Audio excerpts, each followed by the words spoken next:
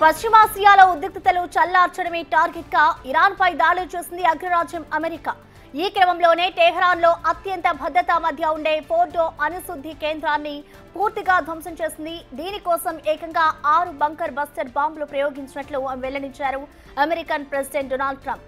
ఇందుకోసం B-2 stealth బాంబర్లు ఉపయోగించినట్లుగా వెల్లడించారు ఆయన.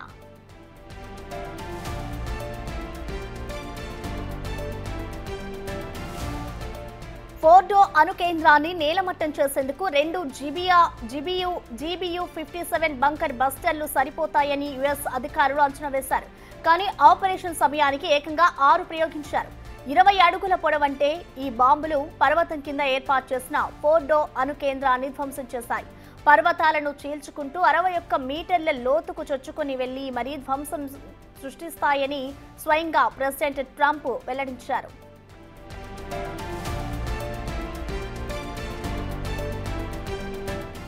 అమెరికా ప్రయోగించిన ఒక్కో బంకర్ బస్టర్ బాంబు బరువు 13,600 కిలోల మేర ఉంటుంది. ఒకసారి ప్రయోగించారంటే అది చేసే విధ్వంసాన్ని మాటల్లో చెప్పడానికి కూడా వీలు కాదన్నది సైనిక నిపుణులు చెప్పే మాట.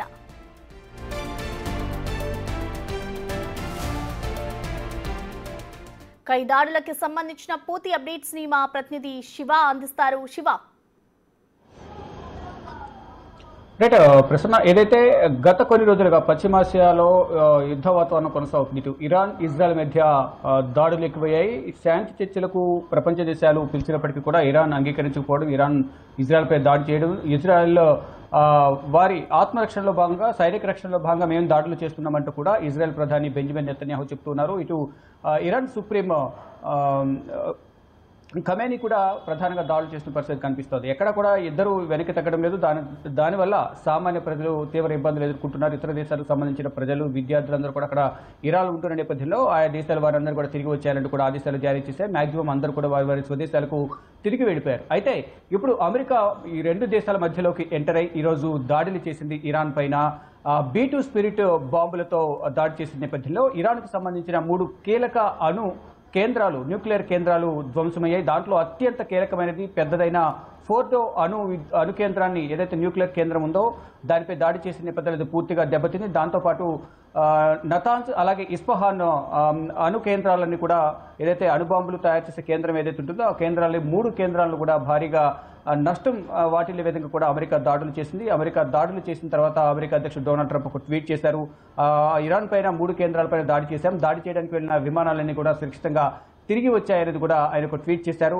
గతంలోనే ఏదే బేషరతుగా సరెండర్ అయిపోవాలి ఇరాన్ సుప్రీమో అనేది ప్రధానంగా అమెరికా అధ్యక్షుడు తెలిపారు. కానీ దానికి వెనుకడుగు వేయకుండా ప్రతిగా మళ్ళీ దాడులు చేయడం ప్రారంభించారు. ఇరాన్ ప్రభుత్వం నుంచి ఇరాన్ సైనికులు వారు కూడా ప్రతిగా మిసైల్స్, డ్రోన్స్ అన్ని వినియోగించి భయంకరమైన దాడులు అయితే చేస్తున్నారు. దాని ద్వారా ఇజ్రాయెల్ కూడా భారీగా నష్టపోయింది, ఇటు ఇరాన్ కూడా భారీగా నష్టపోయింది. ఇక ఫైనల్గా అమెరికా దాడి చేయడం ద్వారా ఇక ఇప్పట్లో అణు కేంద్రాలు ఏవైతే ఉన్నాయి, అణుబాంబులు తయారు చేయాలనే కళ అనేది ఇప్పట్లో నెరవేరే అవకాశం అయితే ఇరాన్కు కనిపించడం లేదనేది కూడా నిపుణులు అంచనా వేస్తున్నారు. దీనికి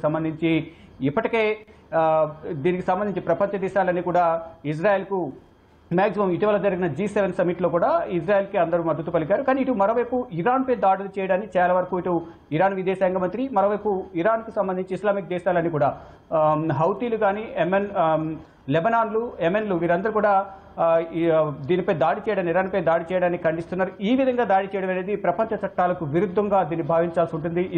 ఎందుకు దాడి చేయాల్సి వచ్చింది, సమాధానం చెప్పాలనేది కూడా ఇటు ఇస్లామిక్ దేశాలన్నీ కూడా ఇరాన్కు మద్దతు తెలుపుతున్నాయి. దానిలో భాగంగా ఇప్పుడు ట్రంప్ ఎటువంటి ప్రకటన చేస్తారనేది కూడా చూడాల్సింది. కానీ ఇప్పుడు ట్రంప్ అంటే అమెరికా నుంచి దాడులు చేసిన తర్వాత ఇటు అమెరికాలో కూడా కొన్ని ప్రాంతాలు, న్యూయార్క్, వాషింగ్టన్ కానీ ఇటు మసీదులు, సాంస్కృతిక ప్రదేశాలు, రాయబార కార్యాలయం వద్ద ఎమర్జెన్సీ విధించారు. అంటే ప్రతీకార దాడులు ఉండే అవకాశం ఉంటుంది కాబట్టి డెఫినెట్గా ఒకరిపై దాడి చేసినప్పుడు ప్రతీకార దాడులు కూడా డెఫినెట్గా ఉంటాయి. దానిలో భాగంగానే ఇంటెలిజెన్స్ నిఘా విభాగాల సమాచారం ప్రకారం అమెరికా అధ్యక్షుడు డొనాల్డ్ ట్రంప్ కొన్ని ప్రాంతాల్లో న్యూయార్క్, వాషింగ్టన్ రాయబార కార్యాలయాలు కానీ ఇటు మసీదులు, సాంస్కృతిక ప్రదేశాలు పర్యాటక ప్రాంతాలు ఏవైతున్నాయో ఆ ప్రాంతాల్లో మరి ముఖ్యంగా ఈ వాషింగ్టన్ పరిసర ప్రాంతాల్లో ఎక్కువగా ఎమర్జెన్సీ విధించారు, భద్రతా బలగాలను మోహరించారు. ఎక్కడ కూడా ఎటువంటి ఇబ్బంది కలగకుండా, ఎటువంటి ఘటనలు జరగకుండా ఎమర్జెన్సీ విధించారు. ఎవరు కూడా బయటికి రావద్దు, తగిన జాగ్రత్తలు తీసుకోవాలని కూడా ఆ ప్రాంతాల్లో నివసించే ప్రజలందరూ కూడా అమెరికా ప్రభుత్వం సూచించింది. ఎటువంటి దాడులు చేసినా వాటిని తిప్పికొట్టేందుకు సిద్ధంగా ఉండాలంటూ కూడా భద్రతా బలగాలకు అమెరికా అధ్యక్షుడు డొనాల్డ్ ట్రంప్ సూచించారు. అయితే ఇప్పుడు దాడులు ప్రతిదాడులతో ఇరాన్, ఇజ్రాయెల్ అట్టుడుకుతోంది. ఈ గత కొన్ని రోజులుగా కూడా అంటే దాదాపు 8 రోజులు పైగానే ఈ దాడులు అనేవి ఎక్కువయ్యాయి.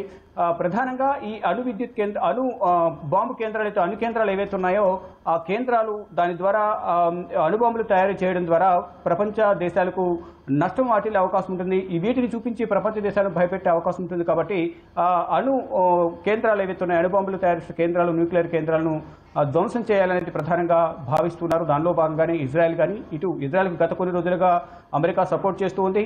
కానీ ఇప్పుడు డైరెక్ట్గా అమెరికాని దాడి చేసిన నేపథ్యంలో ఫర్దర్గా ఇటు ఇరాన్కు ఏ దేశాలు మిత్ర దేశాలుగా చెప్పుకుంటున్న రష్యా, చైనా, నార్త్ కొరియా ఈ 3 దేశాలు సహకారం అందిస్తాయా లేదా అనేది చూడాల్సి ఉంటుంది. ఇక అత్యాధునిక టెక్నాలజీ అనేది చైనా, ఇటు రష్యా వద్ద ఉన్నాయి. ఒకవేళ ఇరాన్కు సపోర్ట్ చేస్తే ఇండైరెక్ట్గా వారు కూడా అమెరికాపై దాడికి అంటే యుద్ధానికి ప్రకటించినట్లుగానే అపకటిత యుద్ధం ప్రకటించినట్లుగానే భావిస్తూ ఉంటారు. దానిలో భాగంగా ఇప్పుడు ఏం చేయబోతుంది రష్యా, చైనా, నార్త్ కొరియా ఈ 3 ఇటు ఇరాన్కు సపోర్ట్ చేస్తాయో చూడాల్సింది. కానీ ఇప్పుడు ఇస్లామిక్ దేశాలు మాత్రం అమెరికా ఏదైతే దాడి చేస్తుందో ఆ దాడిని అయితే ఇస్లామిక్ దేశాలు ఖండిస్తున్నాయి, ఇరాన్కు మద్దతు ప్రకటించాయి. ఈ దాడి ప్రపంచ చట్టాలకు విరుద్ధంగా ఈ దాడి జరిగిందనేది కూడా ప్రధానంగా అందరూ ఆరోపిస్తున్నారు ఇస్లామిక్ కంట్రీకి సంబంధించిన దేశాధినేతలు. ఫర్దర్గా ఇప్పుడైతే ప్రజెంట్ అయితే ప్రతిదాడులు కొనసాగుతున్నాయి. ఏదైతే ఈ దాడుల వల్ల అనేక మంది ప్రాణాలు కోల్పోయిన పరిస్థితి కనిపిస్తుంది. సాధారణ పౌరులు కూడా చనిపోతున్నారు. ఇరాన్, ఇజ్రాయెల్ దాడుల వల్ల సాధారణ పౌరులు ఇరు దేశాలకు సంబంధించిన భారీగా ఆస్తి ప్రాణ నష్టం జరుగుతోంది.